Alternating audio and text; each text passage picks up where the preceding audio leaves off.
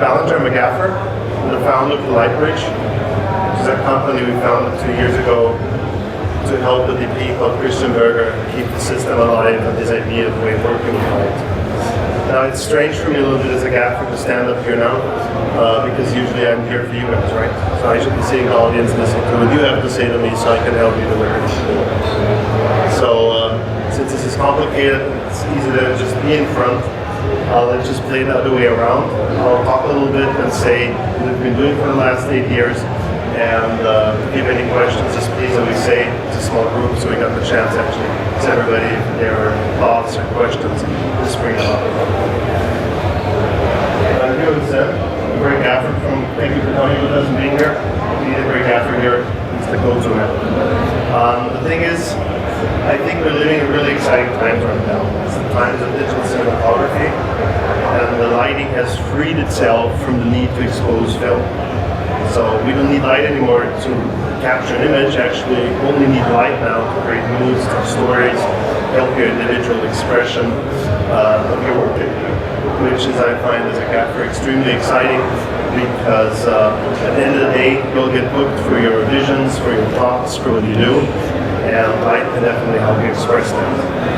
Now, as we all know, an individual thought means you have your own way of thinking of doing things, and you're trying to find ways how to manifest this to prove to people that actually your work is worthwhile and get further on jobs. Now, with Christian Berger, the cinematographer of Mike Panic, and quite to see with Angelina Jolie together as well, did a White Ribbon, their Oscar nomination for it. From the beginning on, he had a feeling to make his vision alive. He had to find different ways of working.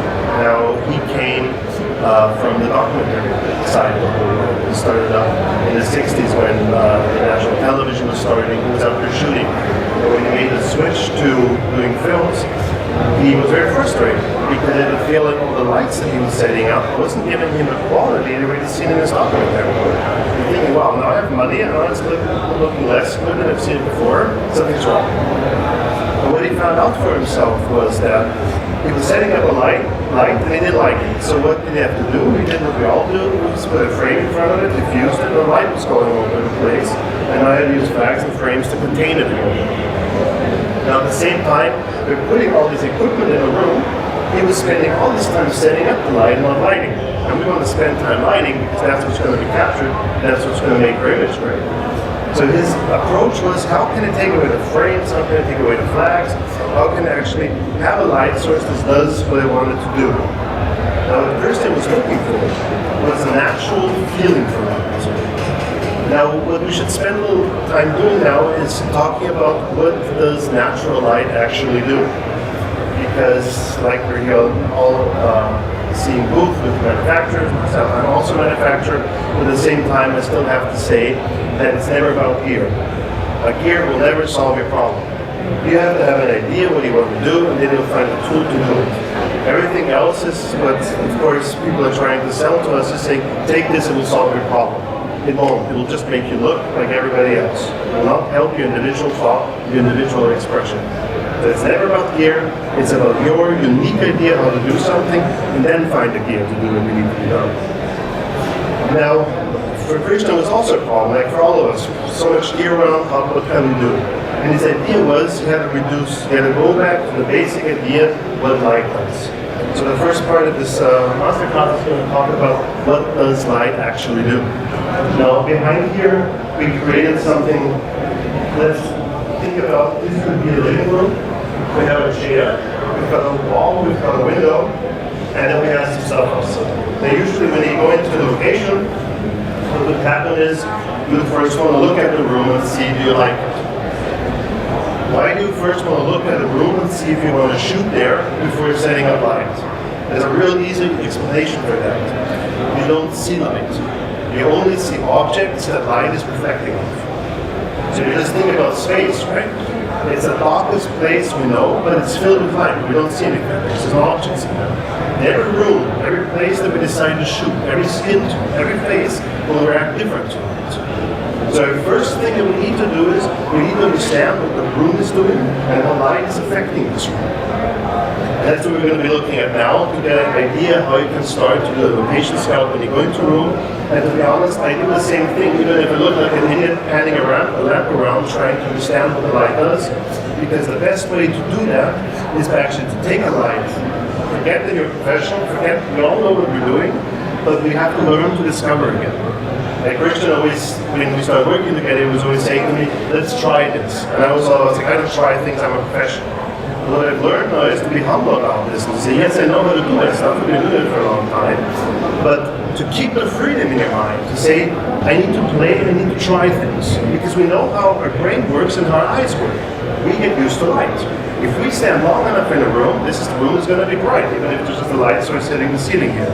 If we go from a tungsten room into a daylight room, it's going to look very blue or the opposite, because our eyes adapt. And the same thing happens when we light. We get used to our lighting. That's the reason we can light ourselves into corners, because we don't like something, then we play around too much. And the best way for us to reset is by quickly to turn off the lights and to turn them back on again, and to pan them around, to see changes, to see if we like something better. Now that's something that I always do. When I set up the first light, I start just panning a lamp around to see actually what the light's going to do in the room. And maybe I'll find something better than what I thought what I would be doing. Because always the best ideas you never can think about anyway. It's a kind of a process to get there. When you have to trust yourself, then you'll find your way there. It won't always be exactly the same from the beginning, but I'm swearing you it's going to be better at the end. So, maybe some kind of sense, I think. So, we got a beam here, and what we'll do is, if you look over here, turn it on. So just go out of your way a little bit and turn on the 2 line. What we're doing now is, we'll start panning around the light. Now if you look outside, so the idea when you go into studio lighting, for example, is you try to create what could your daylight look like. So obviously, exactly what Zen's doing here is panning it up to the pulley board here, which could be our ceiling, right? Or our sky, sorry, it's our sky outside. It's our ceiling up here and the sky's up there. So, if for example, just if we start to pan around the light a little bit, and we go closer to the window,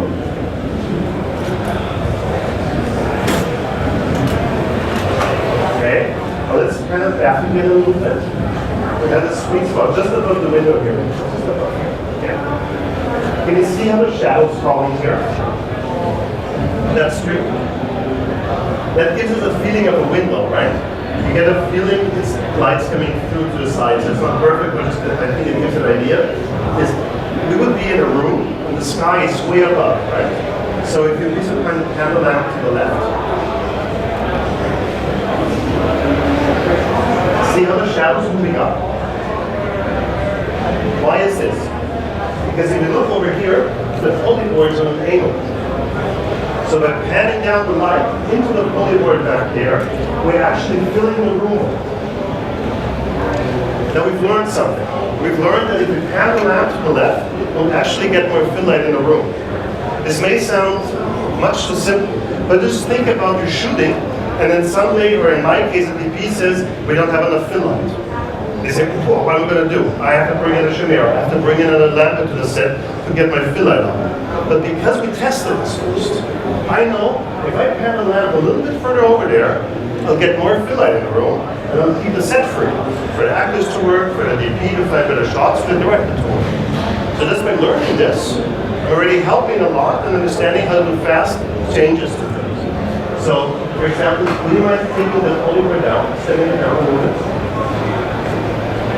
Obviously, we can go further. Oh, yeah, there you go. There you see it perfect. See how it's actually going up like this now?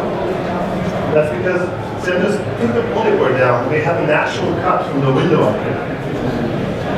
Now, by bringing down the pulley board, we got more here. Now, this for me, for example, looks artificial.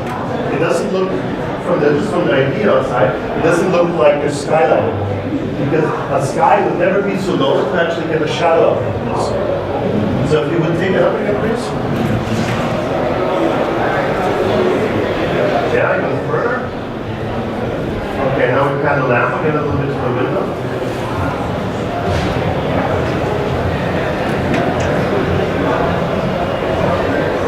Yeah, even further. lights coming by. Again, nothing's new because this is a fast setup. We get light through here, so we don't have a really clear shadow. But again, we're getting something like a line like this. So this is the first thing, right? We have an idea what the light can do when we pan outside. Now we also need to think about is how does light enter a room? What actually happens here? What actually happens is, and we've learned this from architecture, is that 70% of the light comes off the floor. So when we go to a location, we choose a floor, it's super important. Because as you can see here now, that the light's wrapping around the face. It's only happening because we can see the light here on the floor. Now as a gaffer, and also I think as a DP, there are three really important positions to be at when you light a scene. One obviously is where the camera is, because you need to look where the set is. And the second one is exactly where your actor's going to be sitting. So it's a really good thing to do is to sit where the actor sits to get an idea where your light's coming from. So it's going to be really easy to see, oh, there's light coming off the floor. If you sit here, you can see, oh, you're getting some spillage of the light here from the lamp onto the face. So movement around the set is really important when you're lighting because it's always three-dimensional. And it is really important to always think about and not lock yourself down and say, okay, I'm doing a close-up now, and I'll worry about the rest of the shots later, and this is going to look beautiful, and then we'll figure it out. If you do this, you're going to lose a lot of time in resetting, especially when you've got directors that saying, oh, maybe the actor should stand up and move around. But this is a major important thing that Kristen found out for himself, is that the way light enters a room actually changes the mood. And what changes the mood the most is actually how the room looks. Now just think about this would be a dark carpet here on the floor. It will change everything completely. So from there, you decide how you want to do things and go along. This is the first main thing. The second thing is, now we know what light naturally does. There's also something I just want to say at the same time. When you start looking at light, like Da Vinci, and all those people have done this before, you'll find out for yourself that multiple shadows are something completely normal. Like I've seen, the maximum I've seen is 7 shadows just coming from a window, from the farmhouse I live in, just by the cross of the wood in the window, already breaking up the light, then having the skylight and some clouds in there and the sun. Those are multiple sources giving you with multiple colors different things. So the really important thing about this is when we look at light, not to say, what have we learned what light should be like, but to say, what am I looking for? Try to get a fresh view for that and find inspiration not only by watching movies, but by watching nature, what Christian did, or going to a museum and whatever you need to do to follow your own path of things to do. Which is kind of important. So now when we go onto a set, obviously natural light, well, something looks great, we can sit an actor next to a window and it's going to look great, we can do an interview there, but at the same time, we have to see what needs to be done on a film set, because obviously we have to see that the day works as long as we need to shoot. We need a certain exposure in the face maybe, and of course also we want to tell stories. It's not always about natural light, it's about where we want to go. Now what Krishna did there is he found for himself that using reflectors would actually help him achieve this natural look in a film environment. Why is this so? By having reflectors, they reflect more obviously than a floor or a wall or something. There's also something else that happens. I call this the DNA of light. When light enters a room and it comes off the floor, it's going to take the color of the floor and reflect off. Now if 70% of your light's coming off the floor and some is going on the ceiling, you'll take the color of the floor, it will go onto the ceiling, it will come into the face and go over the place. Like this red chair here, we have a lot of light being just getting red in the face of it. But that's something that can be really beautiful or disturbing. But it's a lot, for example, with the red chair, if we have sunlight coming in, we can't avoid this. So we make a change in the chair if we want to get away the red. There's no way to compensate for that. You start off with it. So I started working with Christian together 8 years ago, and over the last 8 years now we've developed a system. Christian's calling it the senior reflective lighting system, and it's all about high-tech reflectors to achieve where you want to go. Now what we did is, in terms of streamlining the system, we came to 4 different kinds of diffusions. And it's really simple. Just think about this as your full, the 8th diffusion to your full diffusion. It gives you different kinds of range. At the same time, it had 97% to light reflection. So this is really going to help you get your light where you want it to get with needing less lighting equipment to do so. And the most important thing of all is diffuse light. Like you put a frame in front because you want to change the quality of the light. Diffuse light is beautiful for faces and stuff. With these CRLS reflectors, you will be controlling diffuse light without using the flags and the frames. And that is a really major revolutionary thing about this.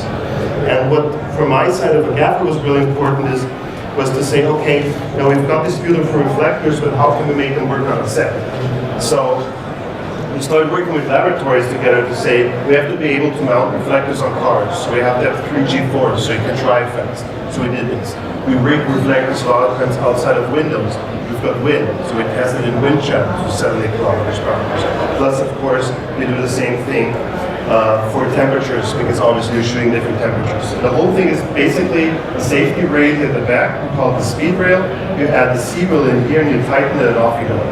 Fast, intuitive workflows, that's what the light bridge is basically. But let's start working with these reflectors to actually see how we can help our scene here.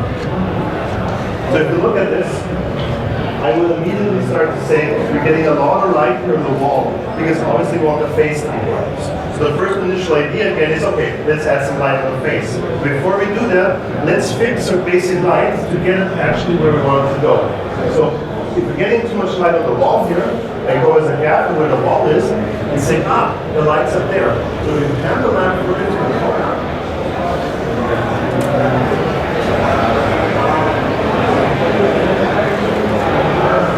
A little bit, getting a lot of light through the throat. Can you pan it back again? So now I'm going where the camera is, checking for the camera position.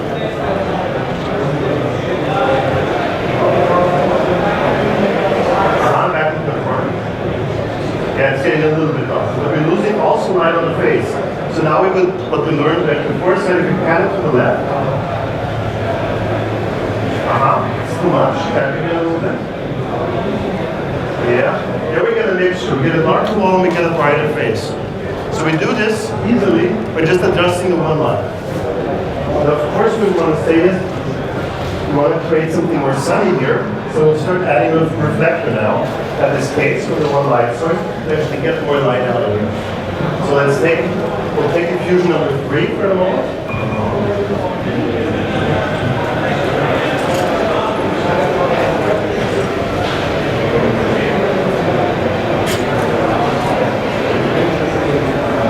Set it up again a little bit more. Now the difference between a pulley board and a reflector is that we say we have control over diffuse light. We all know from whiteboards that the light's going all over. So the reflector, we got much more control over the light and more output.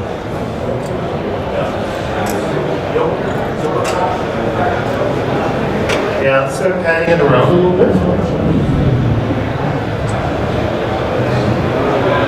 Christian always says, when he talks about reflectors, he always thinks about it as a river of light.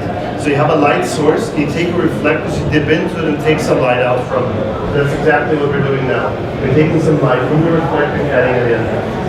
Can you take it on the face? Let's just take it just on the face. Now, I'll tilt it down, I guess, a little bit more. Well, so here we go. More. See the amount of output? That's 97% for light reflection. And suddenly the room looks so bright. Exactly. Now let's tilt it down a little bit more. More. Okay, now we got to tilt it back again a little bit. Stop, a little bit too much, and we'll put it back out again. Okay, stop. Now pan it a little bit clockwise. Stop. See how we're losing light at the back? How we have complete control over light, and this very soft light that comes out of here is because now we're using the reflector, we're not using the pulley. So here you see the big difference in control of the light that we have. Also, you get 100% color rendering. So when using the C reflectors, the light that hits it get exactly the same output, which is great when you show the vapors outside and you've got green spikes with fluorescent tubes, for example. Now, what else are we going to do? Now, at the same time, let's say we don't have enough light coming, we don't have enough fill-up. There's two ways to do this. The way I always think about it is, it would be easy now for me to say, let's put some fill light here, right? There's two problems with this. What if the actor stands up and moves in that direction? It's going to be in the way. The second thing is, when you think about the natural flow of light, the river of light, you're always trying to take where your light source is coming from and pull it into the room. That way you can shoot in all directions, because right now, I can put the camera here, let's say there's a window outside, shoot outside, and then I can also come over here. And I can have the actor stand up and move all around because the room's free. Which is a great thing if you want to impress directors, saying, let's change the shot a little bit. No problem, you can do it. It's a great benefit. Now there's something else to think about. I was talking about how Krishna is looking for a natural light. So there's two things. One is we talked about the DNA of light, the color affects the whole room. The other thing that's really important is the fall off. We can easily say, let's just put a light net. What's the difference between a light net and what we're doing now? It's the fall off of the light, right? We've heard about this. You press scroll bar, you put the light here, it's right here, you lose bright light, you lose on brightness, you lose on brightness, and you lose on brightness. And if the actor gets up and moves towards the light, that's what we call sourcing. It looks too sourcey. With the C reflectors, it's different. The reasons why. You have a light source here, it's going to be like 3 meters to the face. Right now, back here, the reflector's 4 meters away from the face.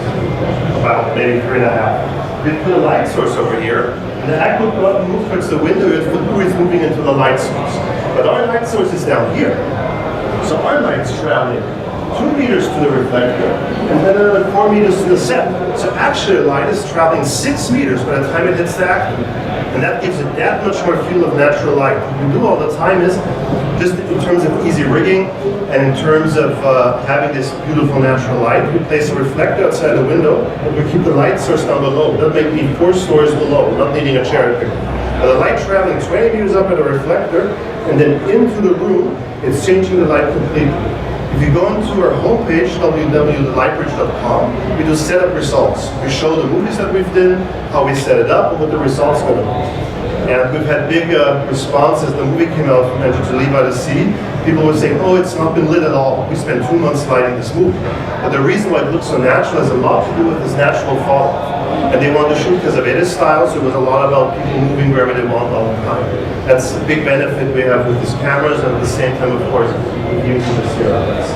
Okay, so much for that. So, we're talking about a natural light coming into the room. One way that we said we want the light to travel further into the room was to pan into the beadboard back here. That's not going to help us now. Why? Because the light won't be wrapping around towards the face. So now's the time where we start to trick around, and where we start actually to change the light in the room.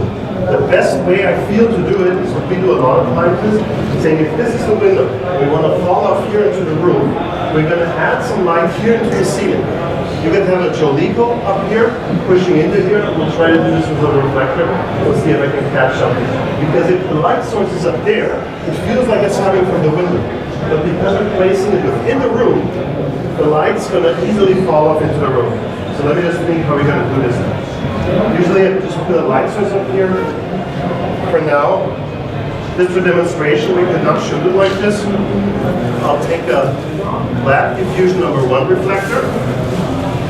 It's always good to wear gloves like I do right now, so we keep the fingers on. If I go back here, let's see if this is going to be enough. I think so, it's not going to be enough. So can I give you this? Now what we start to do is we redirect the light. Then it's going to take some light from here and punch it here onto the floor. And I'm going to take some light and punch it into the ceiling.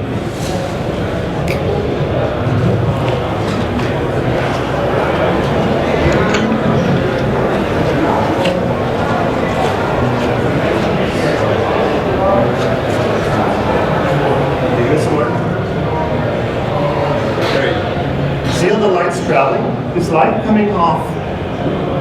There's more light coming on his face and going into the room. You can do more maybe.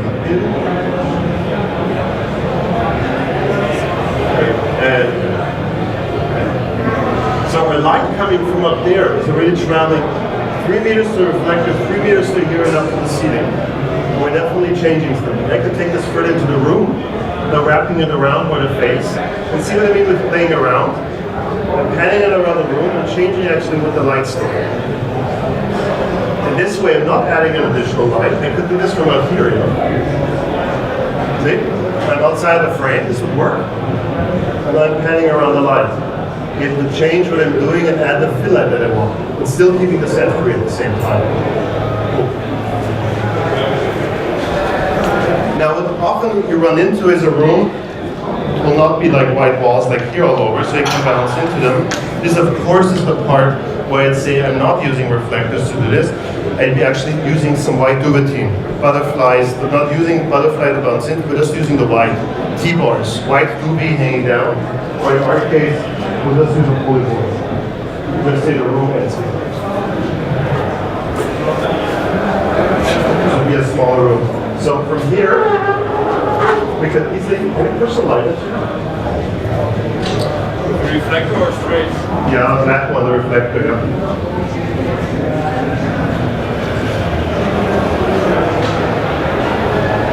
See, the crazy thing is now, of course, I could not get up in this case, but I'm trying to demonstrate here. See, there's no light hitting the face. You've got complete control over it. No barn doors, no flaps. You're just taking some light straight in and pushing it here.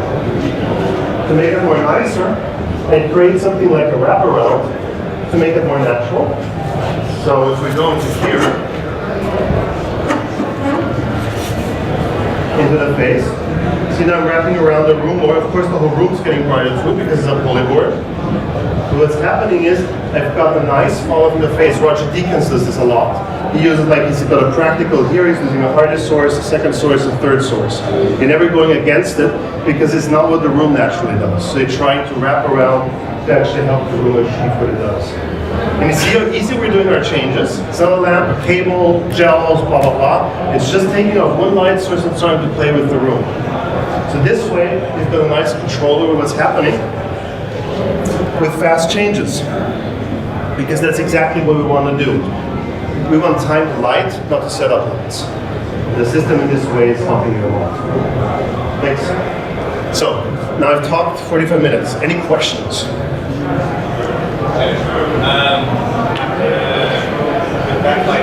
Yes. If you want to push out the background. Yeah. What we can do is in this case, there's two ways. One thing is to separate, to say we want to take the background off from the foreground. In this case, what we need to do is just to have more control in the background is to close this here with fluidity because light's coming through. But of course, if we say we just want a little bit of light coming around the corner, we can easily do this. The reflectors come in different sizes from 7 centimeters to 15 to 25 to 50 and then 1 meter by meter like you see out there. So you could use different kinds of qualities. Can you use some light again? I'm still trying to maintain the natural look, so what I'm doing is I'm actually, oh, it's way too much. Okay, so what we do now is, Sam's going to pan out the light from the reflector. Less on the reflector, less, stop. It's like dimming, you see? No additional equipment needed. Just by pushing the light into the reflector now, I'm actually in full control over what I'm doing. I'm not hitting the wall. It's not like putting a lamp or a cable going. I'm just adding a reflector. Now we do more again.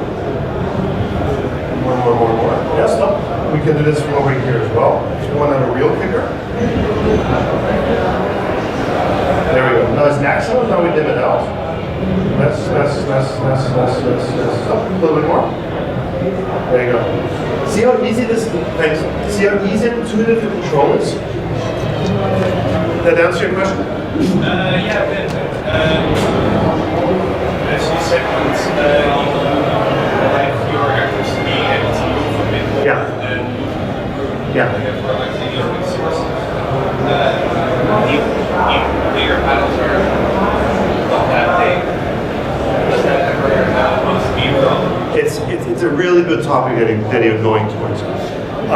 What I found out for myself when I started working with Christian with the idea of using aluminum reflectors, I found out for myself we always use this term soft light. Oh, it's soft light.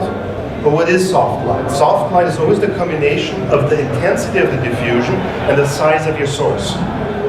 So even if the C reflectors have 180 degrees diffusion, just in terms of the size of the reflector is also going to determine how hard your shadow is going to be. So the smaller the reflector is going to be, even if it's a maximum diffusion, it's still going to create some punchiness to it. That's the reason we call it diffuse light with a punch. Because if you want a big source that's wrapping around, you're going to need a big source to wrap around. Sometimes use more reflectors to do this, but this sometimes just could be faster with a butterfly to achieve that. So this will not replace any butterfly, any big source or anything, which is really important for me to say as a gaffer. It's a wonderful tool, but it's a tool. First comes your vision, and then comes what you want to do with it. So this will not be replacing this. What we do a lot of times with Christian is, because we don't end up using a lot of butterflies, is by using the room. Because if you say you want more wraparound in the room, the biggest surface you can get in the room is the wall. So I'd rather use the wall and punch some light into it to get the wraparound than actually setting up something else within the room. And it's always the exact balance. You know, when you're shooting, you have the skylight, you're using it, and then you have a light source coming in, it looks beautiful, then the skylight gets darker and darker, and suddenly it looks horrible, and the light's too bright. It's the same thing with the reflectors. It doesn't change. Even if it's a soft source, you're using the skylight, you're using the light inside, and the balance is perfect. It's going to look amazing, nothing you've ever seen like. If you use skylight, you're going to have to reduce the light in the reflector for it not to look too punchy and too sourcey. Best is just to start out with small kids, start playing around with it, you'll get immediately the feel for it. It's really a new tool, it's a new way of thinking about light, but as soon as you take it in your hand and start working with it, it's not going to be a long time doing it. Exactly. That's, I'm trying a little bit the question? Yeah. Yeah. What about the availability around this area? But you can talk to Zen about it. Best thing to do.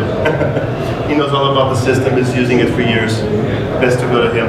Because it's always good if you have a gaffer who knows what he's doing and he's been using the system, it's great to do so. Yeah. What about color field speed? Oh, the best thing to do is you gel the lights. So what he can do is, actually, we could do this. We've done a blue. It's going to be interesting about the movie. Let's see what happens. But if we just gel half of the light.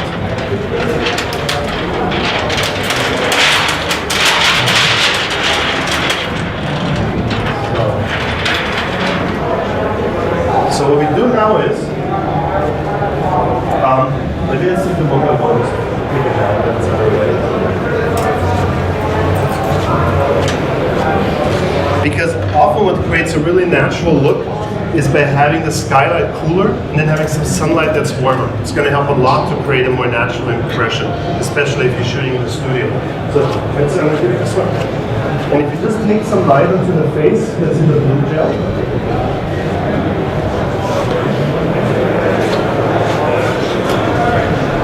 Yeah.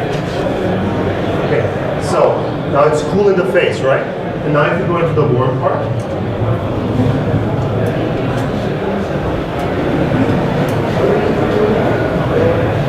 it's melting.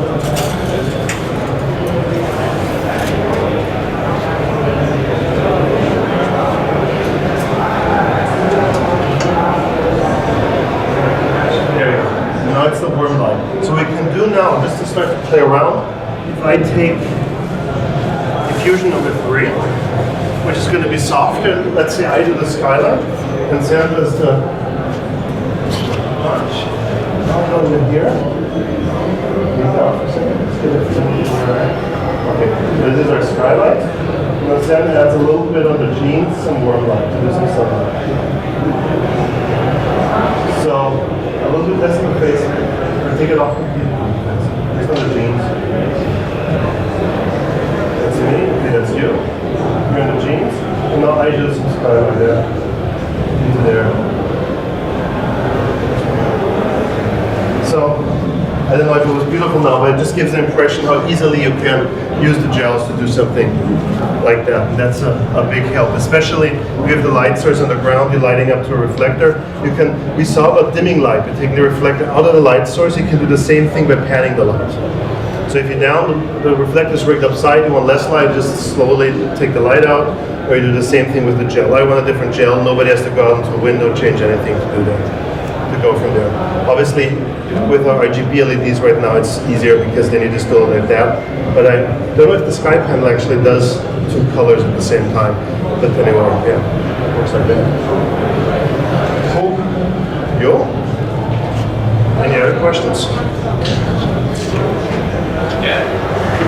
And you see that you're using just sources on set. Yeah. Yeah. Usually what I do inside, I use Jolico source inside because with the blades you can really determine where the light goes just on the reflector. And then if we've got a bigger show, we use big lights outside, or we just use the daylight outside and just add some reflectors using the sun, whatever is necessary. I'm more in feature films and commercials, so colleagues that do a lot of documentary works, they just use the reflectors with daylight, kind of bounce some light around to get something nice happening in the face because of different sizes. That's what it does. Yeah. We only have an hour, so I hope this is a short preview and a short introduction to what it is. We're over at UP stand that we'd like to thank for us for to be here. And something else that's cool about our time that I want to mention is a 5K Mobeam. And right now this is running off of hybrid Jenny off of batteries. So if you go back there and check it out with headleaf, that's incredible what's been possible now. It shows we can bring Jennys without using diesel. I'm kind of excited about this myself. Yeah, so this is all I can say in this 1 hour about the CRLS. I hope you liked it, and thank you very much for your time.